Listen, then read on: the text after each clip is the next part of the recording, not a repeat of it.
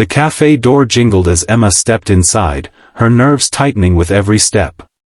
She had never been on a blind date before.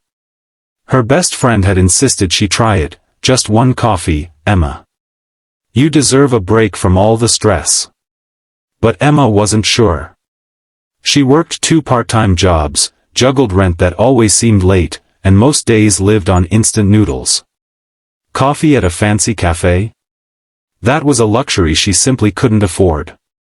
She spotted him almost instantly, tall, neatly dressed, his warm smile already disarming. This was Daniel. She had been told he was kind, down-to-earth, but she hadn't been told that he looked like someone who had stepped right out of a magazine. "Emma?" he asked, standing to shake her hand. Her cheeks flushed as she nodded. "Hi." They sat across from each other, and before Emma could think of what to say, the barista walked over. "What can I get you both?" Emma froze. She glanced at the menu. A single cappuccino was nearly half of what she'd budgeted for groceries that day. Her throat tightened, and she swallowed hard. She stammered. Then, in a rush of honesty, she whispered, "I can't afford coffee."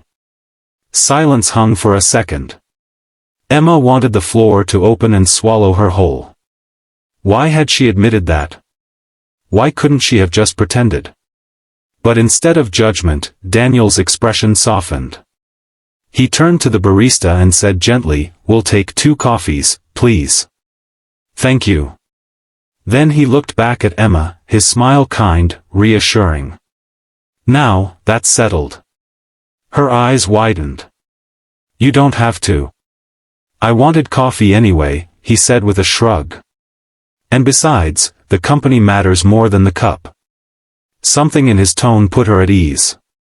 Slowly, she relaxed into the chair. As they talked, Emma found herself laughing more than she had in months. Daniel asked about her dreams, her hobbies, even the silly things that made her happy. She learned he was a single dad with a young daughter who loved to draw. He didn't hide the challenges of parenthood, but he spoke with love and pride.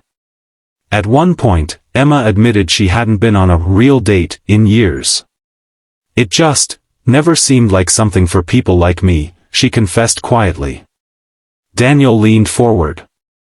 "People like you?" "Emma, kindness and honesty, you can't buy those with money. And you've shown both tonight." Her chest tightened.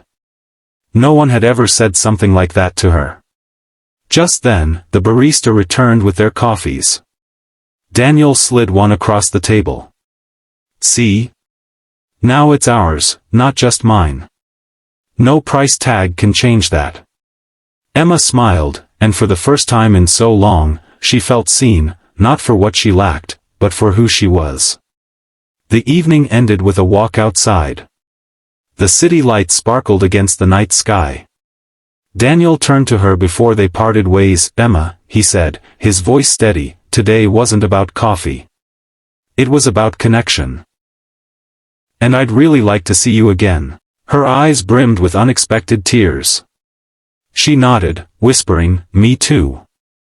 As Daniel walked away, Emma realized something. Sometimes kindness doesn't arrive in grand gestures. Sometimes it's as simple as ordering 2 coffees, and reminding someone that they're worth so much more than what's in their wallet. And for Emma, that night wasn't just a blind date.